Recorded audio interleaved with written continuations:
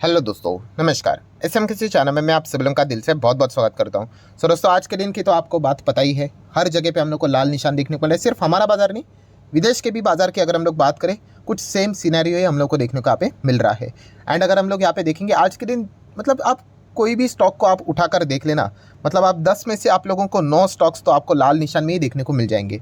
हाँ, कभी कभी कैसे होता था कि निफ्टी अच्छा कर रहा है करके, बट हमारे पोर्टफोलियो के शेयर्स गिर जाते थे। ऐसा इसीलिए होता है बहुत बार क्योंकि हमारे पास मिड कैप स्मॉल कैप रहते हैं, एंड निफ्टी जो इंडेक्स वाले स्टॉक होते हैं वो लार्ज कैप होते हैं। बट आज के दिन की बात करें, अब किसी को भी सवाल पूछो, एक ही चीज़ हम लोग को देखने को मिल रही है कि येस, अच्छी खासी पिटाई उनके पोर्टफोलियो की हो चुकी है। बिकॉज आज के दिन लार्ज कैप हो, मिड कैप हो, स्मॉल कैप हो, माइक्रो कैप हो, नैनो कैप हो, सब में हम लोग को कुछ ना कुछ तो गिरावट देखने को मिले। बहुत ही कुछ गिने चुने स्टॉक्स है, वो भी बॉर्डर पे हम लोग को हरे निशान में चलते हुए देखने को यहाँ पे मिले हैं। वरना पूरा अगर हम लोग बाकी की बात करें, एकदम ज़बरदस्त गिरावट देखने को यहाँ पे मिली है। एंड खास करके गिरावट कौन से स्टॉक्स में ज़्यादा होती हुई देखने को मिली है? यस, जहाँ पे अच्छे खासे ऑलरेडी रिटर्न्स बनते हुए देखने को मिले हैं। अच्छे खासे रिटर्न्स मतलब कैसे? स्टॉक यहाँ पे ऐसा, अगर मान लीजिए कोई स्टॉक ऐसा चला है, ठीक है, तो वहाँ पे भी गिरावट है। हाँ, बट कोई स्टॉक अगर ऐसा चला है तो वहाँ पे ज़्यादा गिरावट है। क्यों? क्योंकि हाँ, लोग अपने प्रॉफिट को प्रोटेक्ट करने की कोशिश करते हैं, फटाफट प्रॉफिट बुक यहाँ पे कर लेते हैं। ये बेसिक एक गणित हम लोग को देखने को मिल जाता है। सो चलिए अभी एक एक स्टॉक के दर्शन कर लेते हैं। बहुत सारी चीज़ों को वैसे तो देखा गया, क्या ही कवर करेंगे सारे, इसमें हम लोग को सेम चीज़ें देखने को मिले। अभी प्रिंस पाइप की बात करें, आज के दिन तो ये प्रिंस की तरह तो नहीं चल रहा है। लगभग 6% की गिरावट हम लोग को होती हुई देखने को यहाँ पे मिली है। ठीक है, कंपनी तो कोई ख़राब नहीं है। देखिए, इस प्रकार से जब भी गिरावट होती है ना, इसमें एक अच्छी बात होती है। कौन सी?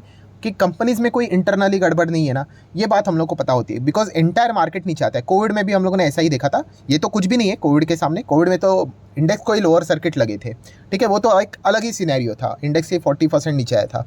बट फिर भी बताने का मकसद क्या है कि जब एक साथ सारी चीज़ें नीचे आती है ना, तो फिर वो माहौल एकदम मतलब कम पैनिक वाला होता है। ज़्यादा पैनिक कब होना चाहिए कि भाई बाकी दुनिया ठीक चल रहा है, हमारा शेयर नहीं चल रहा है, वो नीचे जा रहा है, तो फिर भाई बहुत ही कुछ तो मतलब गड़बड़ है करके।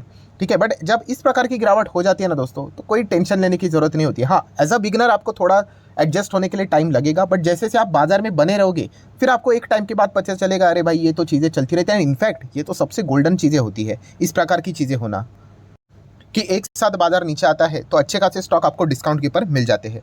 लक्ष्मी ऑर्गेनिक की बात करें, आज के दिन आप देख सकते हैं 3-3.5% गिरते हुए देखने को मिला है। ठीक है, जिन स्टॉक्स ने यहाँ पे हम कह सकते हैं कि पिछले कोई टाइम पे थोड़ा बहुत तेज़ी दिखाई, वहाँ पे हम लोग को अच्छी खासी पिटाई होते हुए देखने को यहाँ पे मिली है। कोई भी स्टॉक्स में किसी में भी फंडामेंटल्स चेंज नहीं हुए हैं।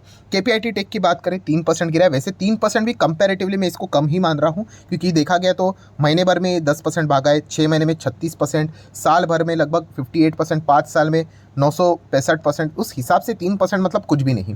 ठीक है, और भी बड़ी बड़ी गिरावटें होनी चाहिए, तब हम लोग कह सकते हैं कि मज़ा आ जाएगा। क्योंकि जब लोग पैनिक में बेचकर चले जाते हैं, भाग जाते हैं, ठीक है, भागना ये शब्द एकदम परफेक्ट है कि जब लोग सिर्फ सब मतलब बोलते हैं ना, स्टॉक नीचे आ रहा है इसलिए भाग जाते हैं, वो सबसे बेस्ट माहौल होता है खरीदने के लिए। ठीक है, तो अभी ये तो सिर्फ एक बार होते हुए देखने को मिला है। अभी ये बार बार होगा कि नहीं, ये तो देखने वाली बात होगी। हर किसी का फोकस है वो अमेरिकन बाजार की ओर ही ज़्यादा देखने को यहाँ पे मिल रहा है।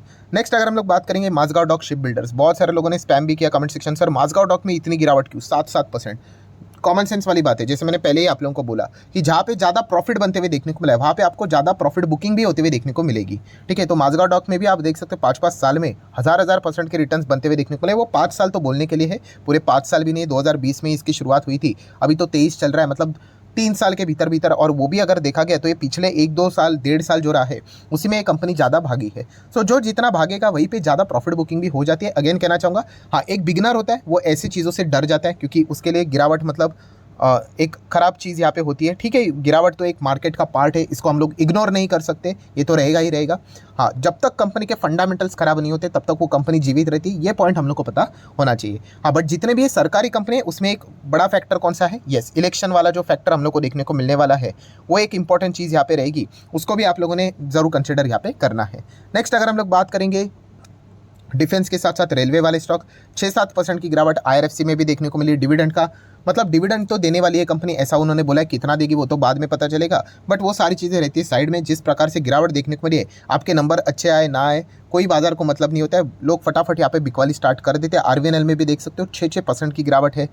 रेल टेल की बात करें 7-7% की गिरावट, इरकॉन इंटरनेशनल में 7-7.25% की गिरावट। एंड उसमें सबसे कम भागने वाला जो स्टॉक था IRCTC, तो उसमें as compare to the other railway stock केवल 4% की गिरावट देखने को यहाँ पे मिली है। ये केवल इसलिए बोला है क्योंकि कंपैरिजन के हिसाब से बोला गया है, वरना 4% भी अच्छी खासी गिरावट देखने को मिल जाती है। सो आज पूरा बाजार का मूड ही हम लोग को खराब देखने को यहाँ पे मिल चुका है, जो कि हम इसको क्या बोलते हैं, एक एक्सटर्नल इशू यहाँ पे कहते हैं। नेक्स्ट अगर हम लोग बात करेंगे अदानी पावर ही नहीं, अदानी के जितने भी शेयर्स है सब में हम लोग को लाल निशानी देखने को यहाँ पे मिला है। ठीक है, एनडीटीवी के नंबर भी देखने को मिले, कुछ एनर्जेटिक नंबर्स तो यहाँ पे है नहीं। एंड अगर अदानी ग्रुप में अगर देखा गया तो आज के दिन में बहुत सारे स्टॉक्स गिरे, बट सबसे ज़्यादा पिटाई अगर किसी की हुई है तो अदानी पावर की हुई है। सेम वही लॉजिक हम लोग को बार बार देखने को मिल जाता है। कौन सा, कि अदानी पावर अगर आप देखोगे तो अदानी ग्रुप में सबसे ज़्यादा फास्ट रिकवर करने वाला स्टॉक हम लोग को देखने को यहाँ पे मिला है। आप चेक कर सकते हो, बहुत अच्छी खासी रिकवरी इसमें हम लोग को होती हुई देखने को मिली। मतलब ये देखिए, हिंडनबर्ग वाला इशू हुआ, जोरदार क्रैश हुआ, अभी इसके बाद शानदार रिकवरी देखने को मिली। तो ऐसे इसमें लोग फटाफट क्या कर लेते हैं, अपने प्रॉफिट को प्रोटेक्ट करने की कोशिश करते हैं। ये एक सिंपल सा ही रीज़न होता है। बाकी स्टॉक्स में देखा गया कि एज कंपैरेटिवली इतने यहाँ पे हम लोग को ज़्यादा रिटर्न्स बनते हुए देखने को नहीं मिले। मैं कंपैरेटिवली बात यहाँ पे कर रहा हूँ, जितने अदानी पावर में देखने को मिले तो वहाँ पे थोड़ा सा हम लोग को ज़्यादा प्रॉफिट बुकिंग होते हुए देखने को मिला है। अगेन कह रहा हूँ, इसका अर्थ ये नहीं कि ये फिक्स फॉर्मूला है करके आप हर इसमें ये चेक कर लो कि सबसे ज़्यादा जहाँ पे रिटर्न है वहीं पे ज़्यादा प्रॉफिट बुकिंग है, कोई ज़रूरी बात नहीं। बट येस, एक सेंटीमेंट के हिसाब से एक पॉइंट में आप लोगों के सामने यहाँ पे रख रहा हूँ। तो ये पॉइंट जब भी हम लोग को बाजार में इस प्रकार की गिरावट देखने को मिल जाती है तो सीखने को यहाँ पे मिल जाते हैं।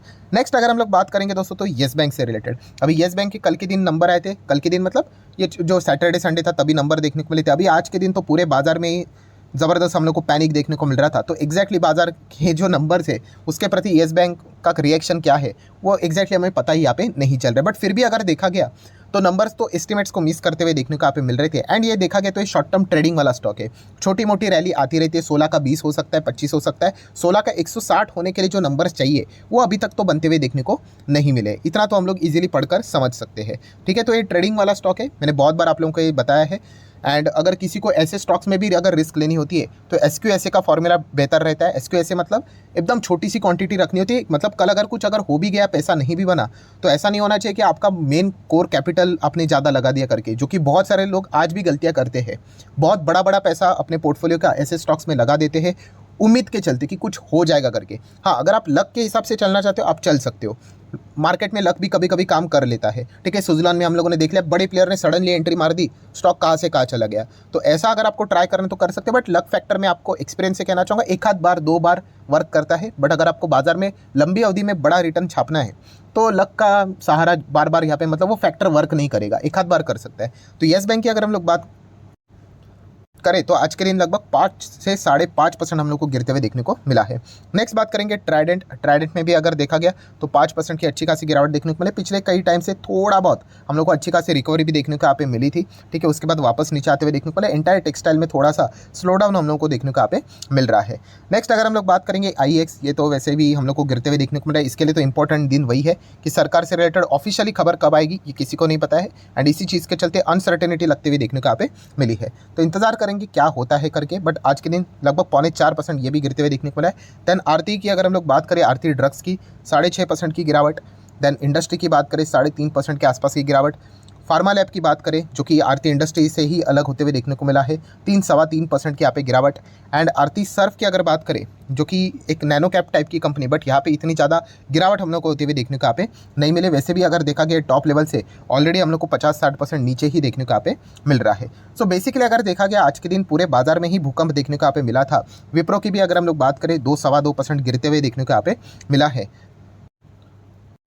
और ऐसी बात नहीं कि IT इंडस्ट्री में, IT सेक्टर में अकेला गिरा है, बाकी भी TCS जैसी बड़ी बड़ी कंपनियां भी, इन्फोसिस जैसी बड़ी बड़ी कंपनियां भी हम लोग को बड़े स्तर पे आज गिरते हुए देखने को यहाँ पे मिली है। एंड आखिरी अगर हम लोग बात करेंगे JFS, जियो फाइनेंशियल सर्विसेज, नंबर के बाद लगातार गिरावट हो रही थी। एंड आज के दिन तो गिरावट का एक और मौका यहाँ पे बाजार में मिल गया। तो यहाँ पे जिनका भी छोटा मोटा प्रॉफिट बना होगा उन्होंने शॉर्ट टर्म के लिए प्रॉफिट बुक करने की कोशिश की।